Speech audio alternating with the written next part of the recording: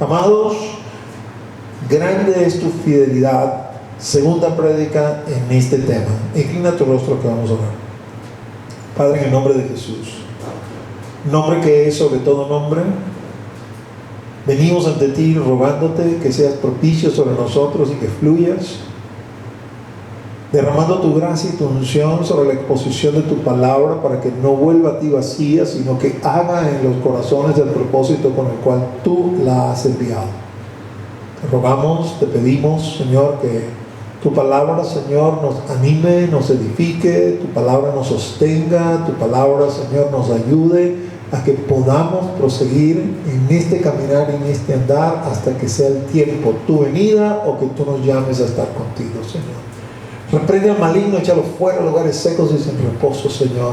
Enséñanos también, Señor, a crucificar nuestra carne con nuestras pasiones y deseos, para que podamos transitar en victoria este camino hacia la gloria eterna al cual tú nos has llamado.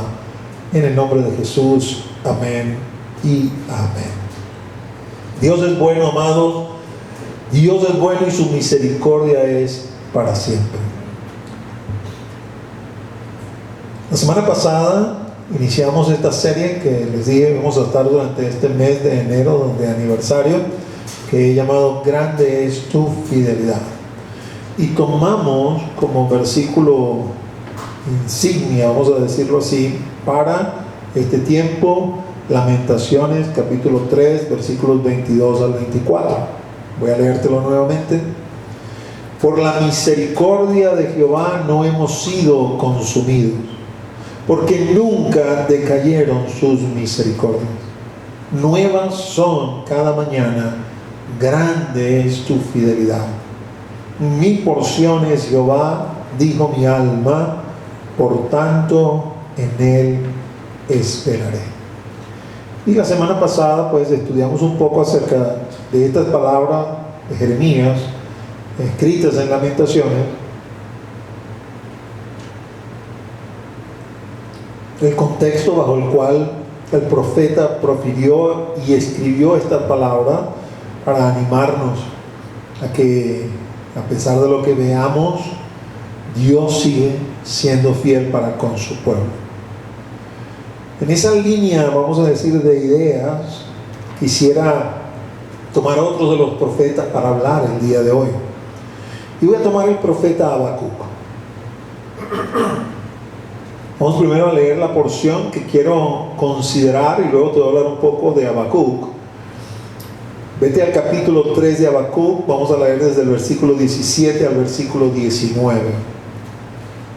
La palabra del Señor dice de esta forma: aunque la higuera no florezca, ni en las vides haya frutos, aunque falte el producto del olivo y los labrados no den mantenimiento, y las ovejas sean quitadas de la majada, y no haya vacas en los corrales, con todo yo me alegraré en Jehová y me gozaré en el Dios de mi salvación.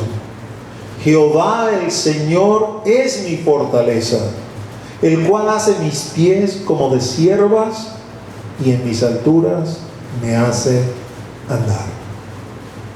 El último capítulo de este libro corto, 3 capítulos, es un salmo. El salmo termina con estos 3 versículos, ¿no?, que le acabo de leer. El profeta Habacuc es contemporáneo con el profeta Jeremías. Y aunque quizás su ministerio, digo hasta donde conocemos, porque poco se sabe de Habacuc, ¿no?, y de hecho no hay, digamos, un texto tan extenso como el texto de Jeremías en cuanto a la palabra que el Señor trajo por medio de Habacuc, definitivamente era reconocido, en función de lo que leemos en el libro, como uno de los profetas de ese tiempo. Y su palabra, al igual que los otros profetas de esa época, como Sofonías, por ejemplo, va dirigida a exhortar a la nación de Judá a volverse al Señor, porque la nación está perdida en la idolatría. En el caso de Habacuc, se cree que su ministerio acontece primariamente en Jerusalén, y tomando como referencia estricta el libro únicamente, ¿no? Uno ve que hay un dilema en el corazón de Habacuc. El corazón de Habacuc está entristecido por lo que está viendo a su alrededor. Otros elementos del libro que no vamos a considerar en este instante, pero nos dan a entender que la fecha del libro debe haber dado un poco por los años 600 antes de Cristo, un poco antes de la primera incursión de los caldeos en contra de Judá, cuando el pecado de la nación era más evidente y más notorio, la idolatría rampante en medio de la nación. Y entonces el corazón de Habacuc está, digamos, dolido con esta situación. El corazón de Habacuc no entiende cómo es que Dios no hace nada, viendo toda la situación, cómo su pueblo se ha endurecido y cómo su pueblo le ha dado la espalda, ¿no? Se sigue llamando pueblo de Dios, pero literalmente le ha dado la espalda. Uno pudiera decir en la actualidad cualquier parecido con la actualidad, pura coincidencia. Pero sabemos que no es así, porque la palabra profética nos anuncia que en los tiempos postreros una de las condiciones de la iglesia es la apostasía. Y entonces conseguimos una serie de grupos que se llaman a sí mismos iglesias, que ponen el testimonio del Señor por el suelo. Cualquier tipo de prácticas y de vagabundería, porque ese es realmente el nombre que hay que darle, que se ejecutan en estas mal llamadas iglesias que malponen el nombre del Señor. Por otro lado, también una suerte de doctrinas que se han inventado con el único propósito de centralizar el evangelio en el hombre y hacer de las iglesias como que son, no sé, un centro de coaching, un centro de levantar el ego, de levantar la autoestima, tergiversando ciertas porciones de la palabra y presentándolas de la manera incorrecta, no con la exégesis y la hermenéutica que es debida. Bueno, algo similar estaba viendo Habacuc en aquel entonces. Y a Habacuc también le preocupaba que como que la nación de Judá no aprendía, ¿no? Yo les hablaba la semana pasada cuando les decía acerca de Jeremías que estaba vamos a decir, la lección de la nación del norte de Israel, que los asirios habían dispersado a causa precisamente del pecado de estas 10 tribus, y estas 2 tribus restantes, Judá y Benjamín, parece que no habían aprendido, ¿no? Es como que no aprendemos de experiencia ajena, tenemos nosotros mismos que llevarnos del trancazo para que nosotros aprendamos, ¿no? Es parte de lo que somos, de nuestra naturaleza. Así que Habacuc en ese primer capítulo le presenta al Señor, parece que no estás haciendo nada, parece que mira lo que está sucediendo, mira lo que está... Y la respuesta del Señor a Habacuc, voy a hablar en términos humanos, ¿no? Fue como más frustrante que el problema en sí mismo, porque Habacuc entendió lo que ya Jeremías había entendido y venía profetizando sin cesar. Sí, el Señor sí está haciendo algo, y el Señor va a castigar el pecado de la nación de Judá utilizando la nación de los caldeos. Y Habacuc entra en otra crisis porque dice, no puede ser, ¿no? ¿Cómo vas a castigar a la nación de Judá con una nación que es peor que ella? Porque esa nación ni siquiera te conoce. Son unos malvados, son unos perversos, son unos idólatras. Probablemente ya había acontecido la caída de Nínive, que fue alrededor del año 612 antes de Cristo. O sea que ya los caldeos se habían dado, o se habían mostrado en su poder, en su maldad, si se quiere. Y de alguna forma, pues Habacuc le dice al Señor, no entiendo cómo vas a usar una nación pagana, perversa, para venir a disciplinar a esta nación. Ya había sucedido en Israel. ¿En qué forma eso te va a glorificar? A ese dilema no hay una respuesta concreta más allá de lo que nosotros la iglesia conocemos, porque se nos repite en el libro de Romanos: el justo por la fe vivirá. Y Habacuc entiende que, primero, que aunque el Señor usara la nación caldea para disciplinar a la nación de Judá, finalmente el Señor también iba a terminar disciplinando a la nación de los caldeos.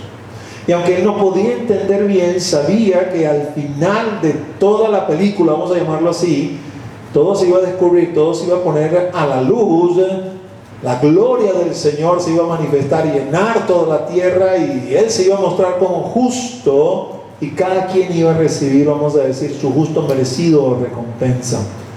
Dios no da puntadas sin dar. Eso quiere decir que quizás en muchos países donde la iglesia ha estado dormida, donde la iglesia ha entrado en apostasía, el Señor ha permitido, voy a decir en algunos, no voy a decir en todos, no voy a ser inclusivo en todos los casos, ni decir que esa es la explicación en todos los casos, pero muy probablemente a causa de la idolatría de la iglesia han sobrevenido en algunos países estas persecuciones o estos gobiernos, estas políticas u otras religiones que han venido como que a ser instrumento de disciplina del Señor sobre la iglesia. Y esto realmente es algo que quizás uno no entiende, ¿no? Como estas situaciones adversas, como estas situaciones difíciles, como estas situaciones contrarias, pues de alguna forma, de alguna manera, Dios las utiliza, pero eso no quiere decir que Dios vaya luego a dejar sin castigo o sin su justa retribución a aquellos que fueron instrumentos en sus manos, como ya sucedió antes en la historia.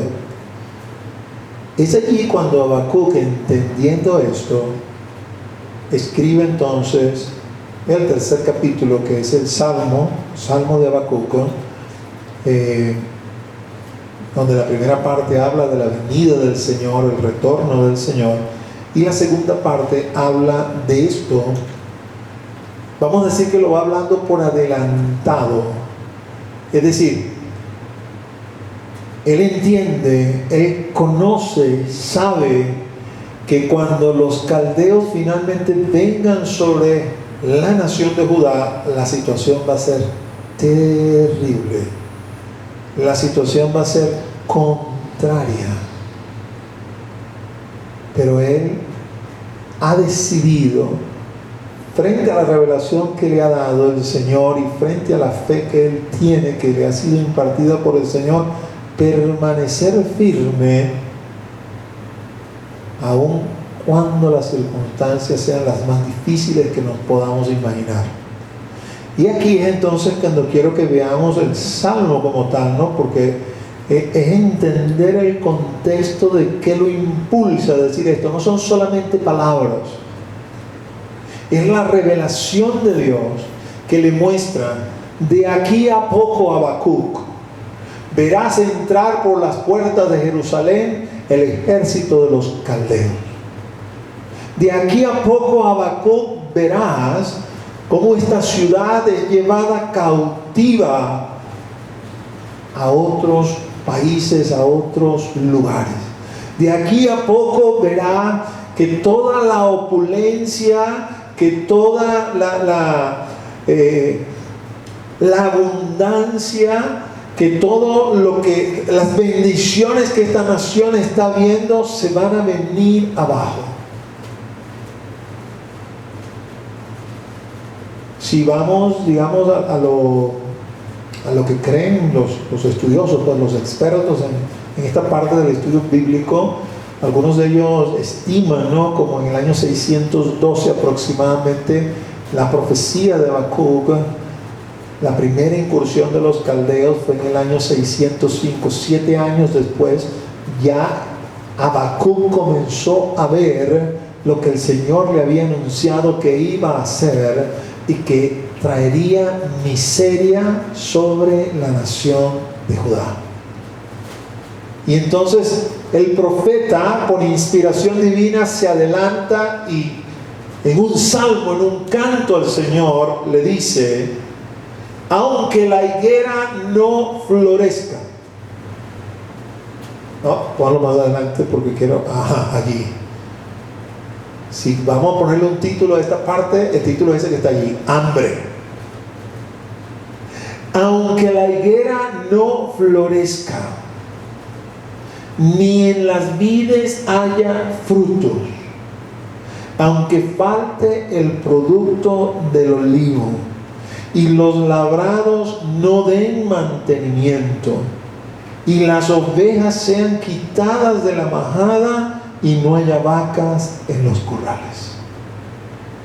De una manera muy poética, de una manera muy hermosa, muy bella gramaticalmente, y todo lo que tiene que ver con las letras y sus virtudes, todo eso lo podemos resumir en hambre. Él está diciendo, aunque padezca de hambre. Mire, amado, algunos de nosotros, me consta como su pastor, puedo decirles, sí, es verdad, han padecido de hambre en este tiempo, pero la mayoría de nosotros no hemos padecido de hambre. Algunos de ustedes, de nosotros, no ayunamos porque le tienen miedo al hambre. Si es que no aguanto, pastor, soy como un bebé de pecho, a las 4 horas necesito algo, porque si no me da un patatán. Aquí no estamos hablando de ayuno. Aquí estamos hablando de que no hay que comer. Que no hay quien te traiga una ofrenda para que comas. Que no hay nada que llevarse al estómago o a la boca, que no hay nada que poner sobre la mesa para los hijos, que llega la noche y tenemos todos que ir a dormir con el estómago gruñendo, enojado porque no le diste nada y demandando. Esa es una de las situaciones más difíciles para permanecer fieles. Y no solamente para permanecer fieles, porque a lo mejor tú ves, yo permanezco fiel, pero ¿sabes qué? No puedo hacer absolutamente nada. Estoy postrado en una cama casi que de muerte. No puedo hacer una oración, no puedo hablar una palabra amable a nadie, ando de mal humor todo el tiempo. No es que voy a correr al mundo ni voy a caer en pecado, pero olvídense de mí, ya no existo. Uno pudiera pensar y decir, bueno, pastor, pero estás hablando de una guerra para acá, estás hablando de algo donde este tipo de cosas se pueden ver, y quiero que me entiendan, ¿no? Porque quizás para uno es difícil, para nosotros que solo vamos al mercado a comprar lo que queremos, esta parte es difícil de entender, pero básicamente lo que él está diciendo, si el campo no da lo que tiene que dar porque lo destruyeron, no vamos a comer, no hay nada que comprar. La higuera, higos, vides, produce la uva, el vino, el producto del olivo es donde se sacaba el aceite, los labrados, no hay trigo, no hay cebada, no hay nada con qué hacer un pan, las ovejas que producen con qué vestirse y producen también para comer, vacas producen leche, no hay nada. La tierra que fluye leche y miel ha quedado devastada, no hay nada, no hay que comer. Y uno pudiera, como les digo, pensar, bueno, esa situación de guerras, si a alguien le toca una situación de guerra, probablemente viva eso. Pero es interesante, ¿no? Cuando uno va al Nuevo Testamento y consigue esta declaración de Pablo. Vas a buscar en tu Biblia Filipenses, capítulo 4. Desde el versículo 11 dice así: no lo digo porque tenga escasez, pues he aprendido a contentarme cualquiera que sea mi situación. Sé vivir humildemente y sé tener abundancia. En todo y por todo estoy enseñado, así para estar saciado como para tener hambre, así para tener abundancia como para padecer necesidad. Este es el apóstol Pablo hablando. Este ya no es el Antiguo Testamento con la nación de Israel. Todas esas cosas quedan escritas para darnos enseñanza y que nosotros podamos aprender. Este es el Nuevo Testamento. Esta es la iglesia primitiva. Este es el apóstol de los gentiles diciéndole a los hermanos de Filipo y así a toda la iglesia: señores, he tenido momentos de hambre, no de ayunos. Porque cuando él le habla a los hermanos de Corintios, le va a decir, sí, he tenido muchos ayunos también. no está hablando de que ha pasado hambre porque ha tenido que ayunar mucho. No, está hablando de que ha pasado hambre porque no ha tenido que comer. No porque estaba ayunando. Cuando uno ayuna, tú tienes que comer. Pero no comes porque voluntariamente estás ayunando. Aunque te gustaría ir quizás corriendo a la despensa para desbaratarla completamente, no lo haces porque estás en ayuno. Decidiste que vas a presentar un sacrificio espiritual santo y agradable delante del Señor, aceptable delante de Él. Eso no es lo que está hablando Pablo aquí, que es que tengo comida y estoy ayunando y por eso no como. No. Es que estoy ayunando obligado porque no tengo comida. Estoy pasando hambre. Esto, mis amados, refleja muchas veces el costo del Evangelio, ¿no? Por eso pongo en tela de juicio muchos de estos pseudo llamados apóstoles, a los cuales pudiera a la luz de la palabra decirle: preséntame las señales de apóstol. Pero no solamente las señales propias del poder que puede tener un apóstol, y realmente lo puede tener cualquier ser de Dios que tenga el Espíritu Santo. Muéstrame las señales del apostolado, de tu sufrimiento por causa de Cristo. ¿Dónde has ido a poner tú base o cimiento donde no se haya puesto, que son las cosas que hacen los apóstoles? Y en el hacer eso, Pablo le dice a los hermanos de Filipo, los hermanos de Filipo le habían mandado una ofrenda a Pablo, y Pablo le da las gracias y le dice: ¿sabes? Esa ofrenda que me estás mandando tú a mí, incrementa allá arriba tu cuenta en el cielo. Pero como para que no se sienta como que los está queriendo manipular, les dice esto: oye, no me vayas a malinterpretar, no te digo esto porque yo tenga escasez, que me tienes que estar dando ofrenda, no, porque yo he aprendido a contentarme cualquiera que sea mi situación. He aprendido a contentarme, quiere decir, el Señor me ha enseñado. No era que yo lo supiera de antes, no, es que el Señor me ha hecho atravesar ciertas situaciones que me han enseñado estas cosas, y yo he aprendido a contentarme en el Señor en cuanto a estas cosas. Y comienza a hacerle una exposición breve de las cosas, diciéndole: sé vivir humildemente, es decir, he tenido periodos en mi vida donde he tenido lo mínimo, pero allí sé cómo vivir y seguir dando testimonio de quién es el Señor y de quién soy yo en el Señor. Y también he tenido mis periodos de abundancia, y allí también he permanecido como debo permanecer. ¿Qué significa esto de humildemente y de abundancia? Lo detalla un poco más y dice: para estar saciado, en los tiempos de abundancia he estado saciado, no he tenido hambre, he tenido suficiente para comer.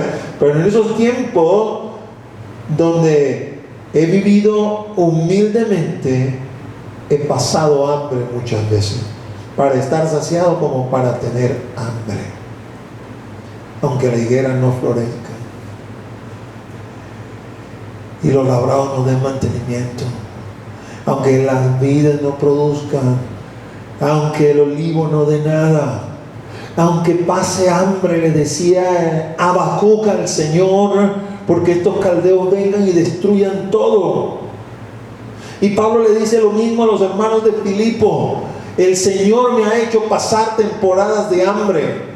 Una de las pruebas más difíciles es la prueba de la contradicción, cuando no entendemos, porque usted ve esto y dice: ¿y dónde queda el salmista que dice: no he visto justo desamparado, ni su descendencia que mendigue pan? Muchas veces el Señor nos prueba al extremo: ¿hasta dónde me vas a ser fiel? O tu fe solamente es válida cuando tu estómago está saciado. Pero si tu estómago no está saciado, entonces tiras todo por la ventana. Pablo dice: en todo y por todo estoy enseñado. Así que eso legitima el que nosotros como cristianos, no como dice la doctrina de la prosperidad, no, que si tú no eres prosperado y te pasa esto y te pasa aquello porque tú andas en pecado, entonces Pablo es un pecador, ¿no? Porque Pablo aquí está declarando: he tenido mi temporada de hambre, no he tenido ni un medio partido por la mitad para comprarme absolutamente nada para satisfacerme. No, definitivamente no era que se encontraba en pecado. Dios lo estaba probando para ver si su fidelidad iba a ser en las buenas y en las malas también, porque Dios sigue siendo Dios. Y Habacuc lo sabía, y por eso la otra parte del Salmo: con todo yo me alegraré en Jehová y me gozaré en el Dios de mi salvación. Vamos a ver el cuadro nuevamente, ¿no? Aunque la higuera no florezca, ni en las vides haya fruto, aunque falte el producto del olivo y los labrados no den mantenimiento, y las ovejas sean quitadas de la majada, y no haya vacas en los corrales. Es decir, estoy contemplando, vamos a decir, la hacienda, el acto, lo estoy contemplando, no hay nada, está todo devastado, está todo quemado, está todo destruido, no hay absolutamente nada, no hay ni siquiera un rastrojo.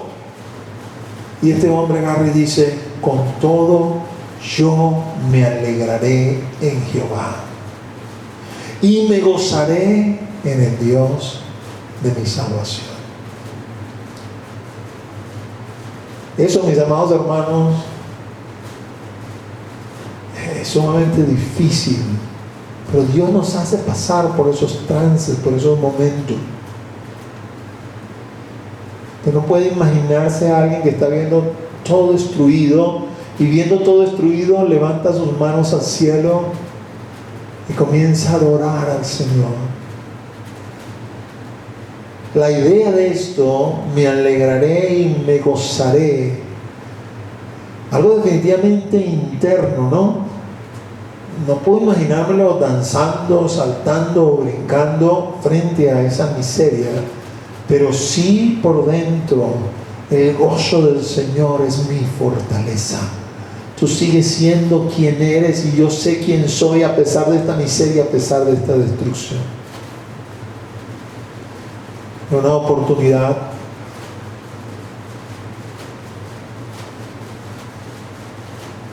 presencié un cuadro terrible. Un pastor acababa de perder a su hijo, 45 días de nacido tenía el niño, y el niño murió en casa. Y obviamente pues todos estábamos apesumbrados y ese hombre agarró a su hijo y lo cargó y levantó sus miradas al cielo y comenzó a adorar al Señor. Comenzó a decirle al Señor: tú eres mi Rey, tú eres mi Señor. Dios nos prueba hasta esos extremos, pero grande es su fidelidad. Él permanece fiel. Dios nos está probando ahora, y a pesar de que quizás no hemos llegado a estos extremos, la demanda del Señor es la misma. En esa revelación que le dio a Habacuc, lo peor no había llegado, pero Dios le había dado ya revelación a Habacuc. Va a pasar esto, Habacuc, y Habacuc le dice: aunque yo lo vea todo esto destruido, con todo me voy a alegrar en ti, con todo me voy a gozar en ti. Tú eres el Dios de mi salvación. No depende de todas estas cosas que estoy viendo. No voy a decirle que nosotros estamos bien, porque les mentiría. Usted vive exactamente donde vivo yo y padece las mismas cosas que padezco yo, pero no estamos tan mal como ellos. Eso sí se lo puedo decir con propiedad. Y muchos de nosotros en el nivel que nos encontramos, pues vamos a decirlo así, que no hemos tocado piso, por decirlo de alguna forma, ya queremos tirar la toalla. No lo haga, mi hermano, no lo haga, mi hermana. Grande es su fidelidad. Y esto no es una novedad para el pueblo de Dios. No es que nosotros somos, vamos a decir, los malos de la partida y el Señor nos está disciplinando. No. Cuando leemos la historia de la nación de Israel, que es parte del pueblo de Dios, cuando leemos la iglesia primitiva, que definitivamente nos identificamos con ello, vemos que este ha sido el accionar de Dios a través de los años, a través de los siglos. ¿Y qué está haciendo Dios? Nos está edificando como sus hijos, porque Hebreos 12 dice que a todo aquel que recibe por hijo lo castiga y lo disciplina, con el fin de que participe de su santidad, sin la cual nadie verá el rostro del Señor. Hay tanta escoria y tanta basura en nosotros que ni siquiera logramos ver El cincel de Dios tiene que ser movido con el propósito de quitarnos estas cosas y que su perfección pueda aflorar en nosotros.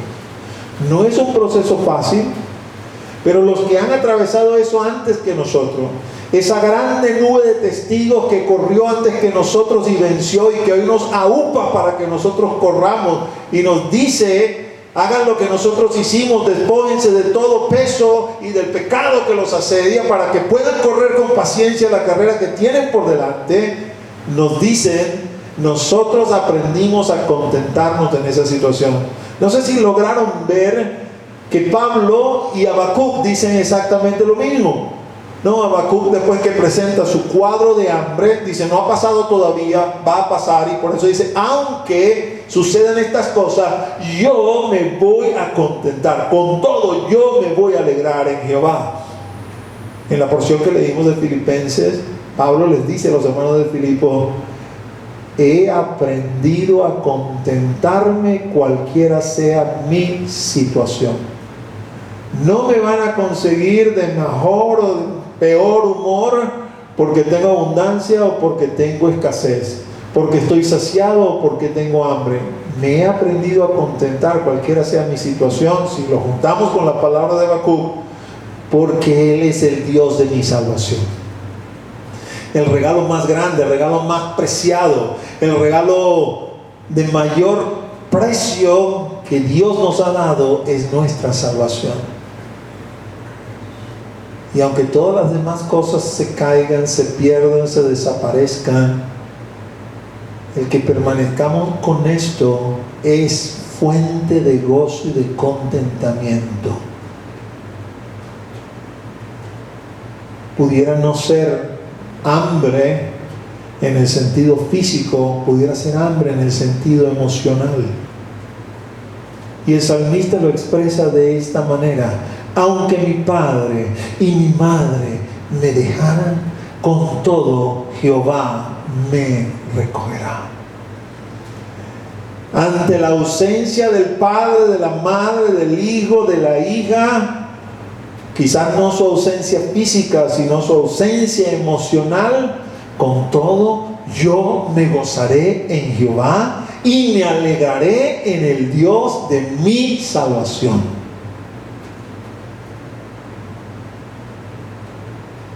Habacuc añade: Jehová el Señor es mi fortaleza.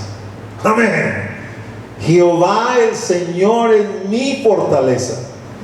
Y luego hace una figura y dice: el cual hace mis pies como de ciervas y en mis alturas me hace andar. Cuando yo leo eso, en esto es lo que yo pienso. ¿Hola? En esto es lo que yo pienso. ¿Ah? Un paso en falso y nos vamos para abajo. Pero no hay paso en falso, porque Él hace mis pies como de ciervas y en mis alturas me hace andar. Eso es lo que le está diciendo Habacuc. Habacuc le está diciendo al Señor: tu fidelidad es grande, yo lo sé. Y como tu fidelidad es grande, yo sé que voy a permanecer en fe a pesar de lo que viene sobre la nación, que es terrible. Y en eso terrible, yo voy a permanecer gozoso en ti por una única razón. No porque todo esto es terrible y yo soy como que un marciano o soy masoquista, no. Es que yo tengo un regalo que no tienen los demás, que tú me lo diste porque me escogiste. Es un principio de soberanía de Dios, de escogencia, que es la salvación de mi alma, y eso no me será quitado. Y por lo tanto, en ese regalo preciado me voy a gozar. Yo sé que tú eres mi fortaleza. Y aunque esto signifique que estoy andando así como esas cabras monteses, en ese pequeño risco, tú has preparado mis pies para andar en esa situación y no voy a resbalar. Tú me haces andar en mis alturas. Pablo no se queda corto en su declaración tampoco, ¿no? Porque después que le hace este comentario a los hermanos de Filipo, y los que conocen la porción ya saben para dónde voy, ¿no? Porque Filipenses 4:13 dice: todo lo puedo en Cristo que me fortalece. ¿Ah?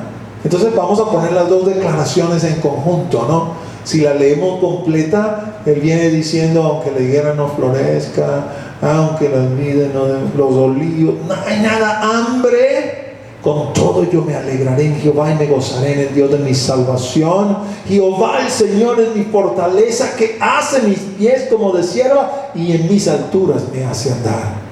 Y por otro lado viene Pablo y dice, en todo y por todo estoy enseñado, para estar saciado como para tener hambre. Todo lo puedo en Cristo que me fortalece. Aleluya. Ese es nuestro Dios. ¿Sabe? Este año que terminó particularmente difícil. Este año que comienza, no sé, al menos comenzó con la misma pie que terminó el del año pasado. Pero Dios sigue siendo Dios, Él sigue gobernando, Él sigue siendo nuestra fortaleza, Él sigue haciendo nuestros pies como de sierva y en nuestras alturas nos hace andar. En Él, en Cristo, mi Señor y tu Señor, todo lo podemos. Y esa tiene que ser nuestra fe y nuestra confianza, porque grande es su fidelidad. Grande es su fidelidad. Como te decía, no todo necesariamente tiene que ver con hambre física o espiritual. Pueden ser también ciertas condiciones que el Señor quiera que nosotros enfrentemos y tengamos que sobrellevar, ¿no? Quiero preguntarte algo.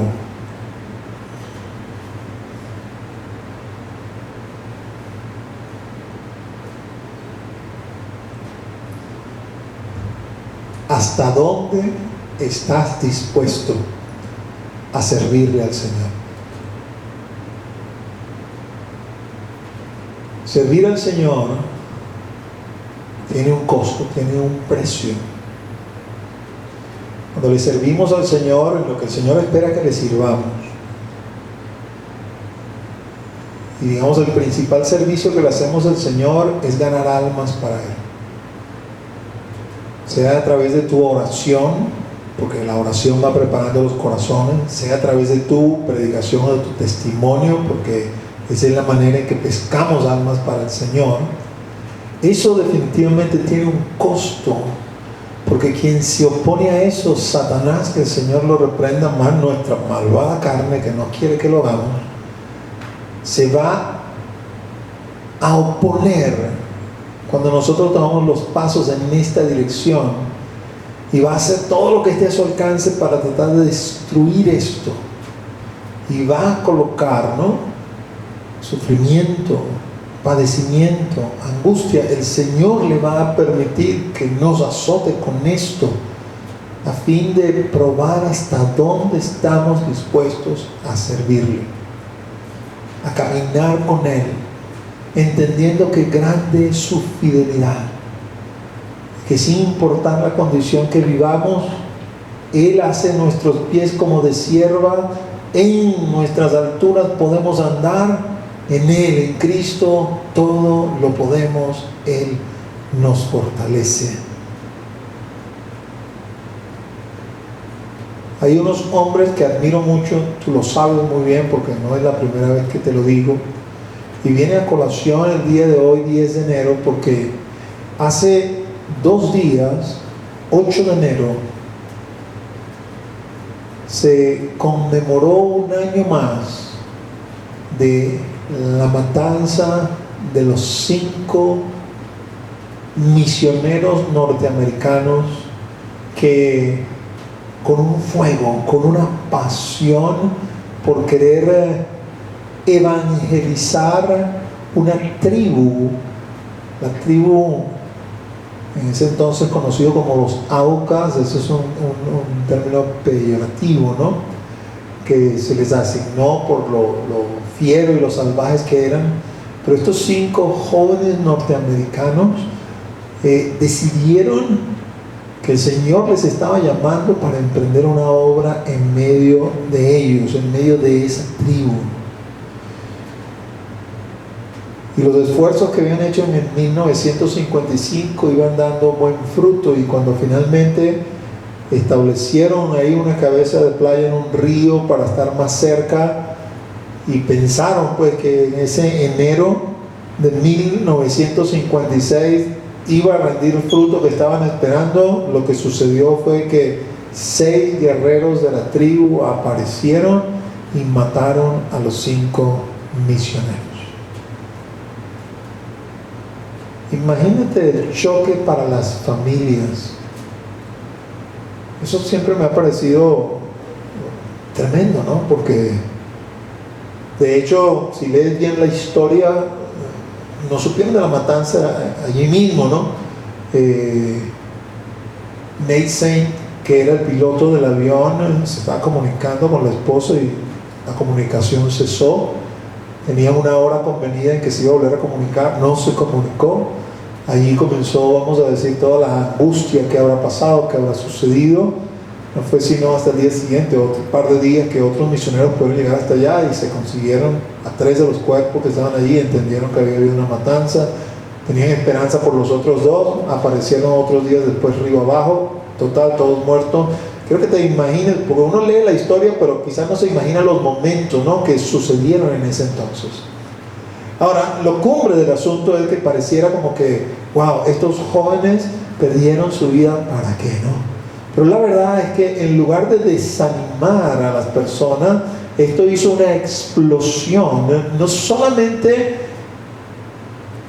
vamos a decir, como que así limitado a un grupito de personas, no, una explosión. A partir del año 56, los misioneros norteamericanos se volvieron como a reactivar y comenzaron a salir para todas partes del mundo, incluyendo de nuevo a la selva de Ecuador. Y me pareció bien, volviendo pues a leer la historia de ellos, bien encomiable, vamos a decir así, que Jim Elliot, que era el líder del grupo de misioneros, su esposa Elizabeth y la hermana de Nate Saint, se llamaba Rachel, entraron de nuevo para hablar con estos hombres y para predicarles. Pero ya Dios había preparado los corazones de esta gente, de esta tribu, y comenzaron a ver el fruto, ¿no? Y por otro lado está la historia, porque luego de unos meses que estas personas entran nuevamente y comienzan a tener fruto, la familia, ¿no?, particularmente el hijo de Nate Saint, que a la sazón tenía 5 años cuando mataron a su papá, entra y comienzan a estar allí en la tribu.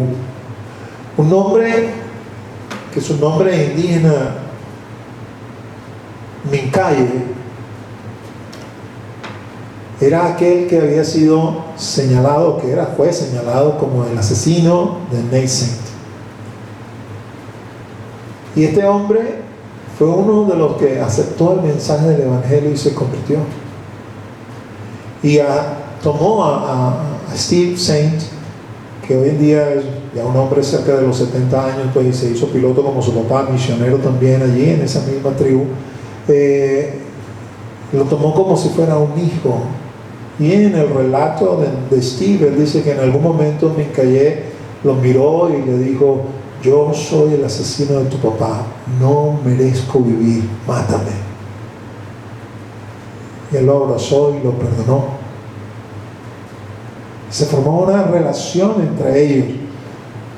Los hijos de Steve llamaban a Mincaye abuelo.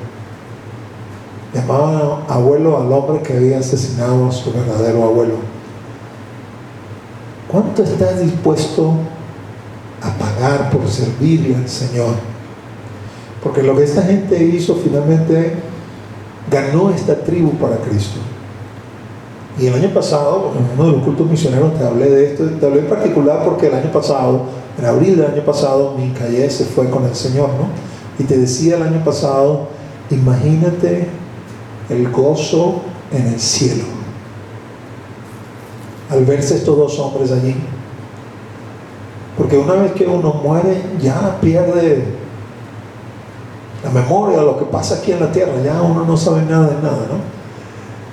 Pero al aparecer ese hombre allí, obviamente el principal es el Señor, ¿no?, delante del Señor y todo, pero permíteme hablar como humano, ¿no? Verlo ahí, Nate Saint, Parito, tú fuiste, wow, pero ahora tú estás aquí, quiere decir que creíste, que te convertiste, el sacrificio valió la pena. El poder decirle a Nate Saint, permítame así hablar como loco, ¿no? Conocí a tu hijo y conocí tus nietos, y tu hijo me decía papá y tus nietos me decían abuelo. El decirle a Nate Saint, mira, tu hijo Steve me paseó por todo el mundo y me llevó a los Estados Unidos, me llevó a Canadá y me llevó a Holanda a una cruzada de Billy Graham, y ahí pude predicar. Un hombre que solamente sabía contar hasta el 20 y predicarle hasta multitud de 45,000 personas, dándole su testimonio, y personas a causa de ese testimonio convirtiéndose. ¿Cuánto estás dispuesto a pagar para servirle al Señor? Porque apenas nos pasa algo, se nos echa a perder el carro, no tengo para comprar lo que, no es que no tengo que comer, no, para comprar lo que quería, me pasó, no, ya no quiero saber más nada, quiero tirar la toalla, me quiero echar para atrás. Amados, el Evangelio vale mucho más que eso. Su fidelidad es grande. Él hace nuestros pies como de siervas y en las alturas nos hace andar. En Él todo lo podemos. Músicos, por favor, acompáñenme. No quiero terminar sin dejar un versículo que te pueda quedar ahí en el corazón. Versículo que habla del galardón que el Señor tiene para nosotros, uno de los tantos galardones.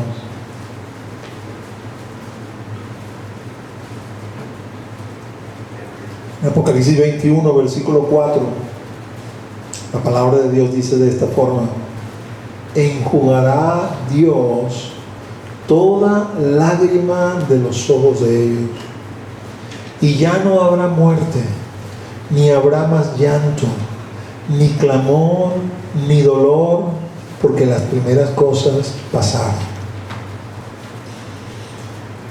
¿Sabes? El hombre lleva eso en su corazón.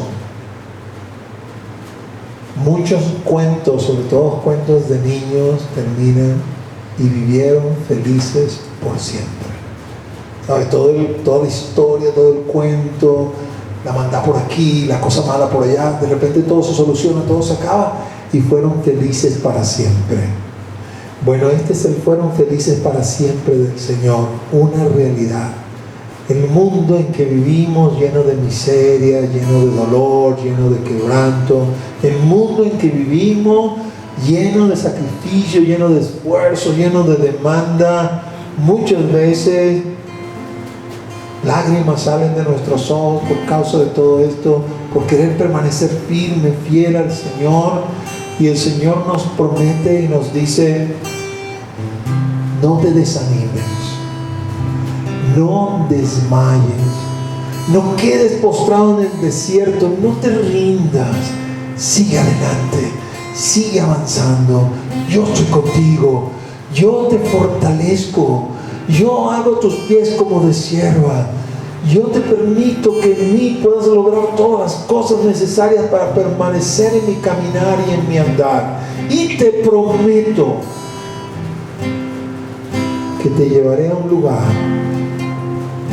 donde toda lágrima de tus ojos será enjugada.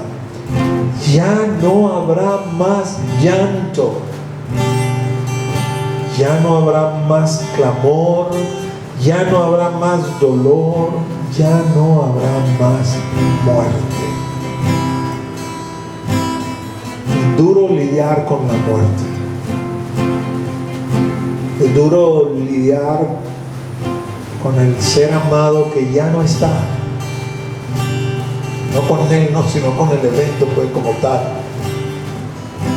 Es parte de la vida, es parte de cómo toda esta situación de pecado ha hecho que la vida sea una realidad, ¿no? O sea, la realidad de la vida, mejor dicho, ¿no? No deja de llamarme la atención siempre cuando leo estas vidas de los grandes hombres de Dios. Finalmente hay una conclusión, ¿no? Dice, y su fecha de muerte también. Y uno dice, bueno, es como que se tiene que acabar. Va a llegar un momento que también va a suceder conmigo. Nacido en tal fecha, muerto en tal fecha. Y no podemos hacer nada para evitarlo. Y uno tiende a no hablar de esas cosas. Si lo hablas con los seres queridos, deja de estar hablando con esas cosas, muchachos, cualquier tipo de comentario viene, pero termina siendo la realidad, ¿no? Entonces esta promesa se extiende como un galardón preciado, porque el Señor nos dice: sí, yo conozco tu sufrimiento, yo conozco tu dolor, yo conozco tu sacrificio, yo conozco tu empeño, yo conozco lo que te ha costado, lo que has renunciado, lo que has dejado, lo que has puesto en el altar. Yo lo conozco.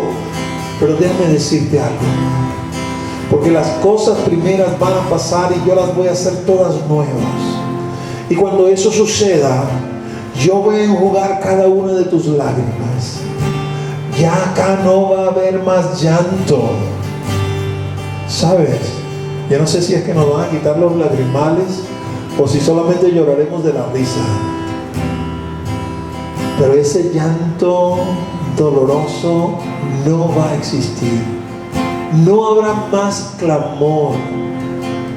No habrá más un clamor: Señor, sálvanos de este virus, Señor, quita este virus de sobre la faz de la tierra.